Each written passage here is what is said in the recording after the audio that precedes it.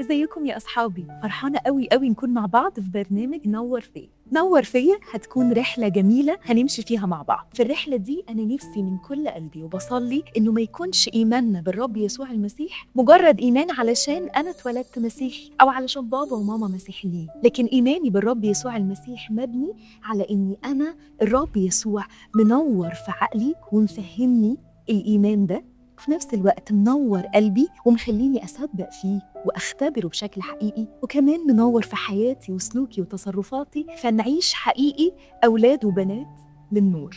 تيجي نبتدي بأول سؤال. أول جزء في الرحلة بتاعتنا عايزين نتكلم عن ليه الله خلقنا. عايزة ابتدي بيك يا بيرل. علشان بيحبنا. عشان بيحبنا. واو. عشان كان عايز الناس يصدقوا فيه. أوكي. احنا على صورته. هل الله كان عنده شوية طلبات فكان محتاج يخلق كائنات علشان تساعده في الحاجات اللي هو محتاج يعملها؟ لأ. هو ممكن يعمل أي حاجة. هو ممكن يعمل أي حاجة، مش محتاج لحد خالص.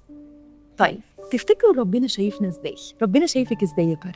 شايفنا مميزين في عينيه، وحتى لما بنعمل خطايا هو مش بيشوف الخطايا لكن بيشوف الحلو. جميل. ربنا شايفنا حلوين وهو شايفنا على صورته ومثاله بالظبط. جميل قوي. أنا فرحانة إنكم شايفين الله بالطريقة دي. أنتوا عارفين اللي بيخلي الله سبيشال جدا الكتاب المقدس بيقول إن الله طبيعته محبة. الله عنده صفات كتيرة عظيمة. الله قوي وقدير ورحيم وشافي، وعلشان كده الله خلقنا. انتوا عارفين من الأول خالص، من بداية خلقته للإنسان هو كان عايز علاقة مع الإنسان. ما كانش عايز آدم يعمل له حاجة معينة هو محتاجها، ما كانش عايز حواء تكون عبدة ليه بتنفذ له شوية طلبات، لكن كان عايز الإنسان يكون في علاقة معاه. مبسوطة قوي بيكم، مبسوطة قوي إنكم فاهمين الكلام ده، ونفسي كل أصحابنا النهاردة يكونوا فاهمين نفس الحاجة. الله بيحبنا قوي وعايز يكون في علاقة حب مع كل واحد فينا.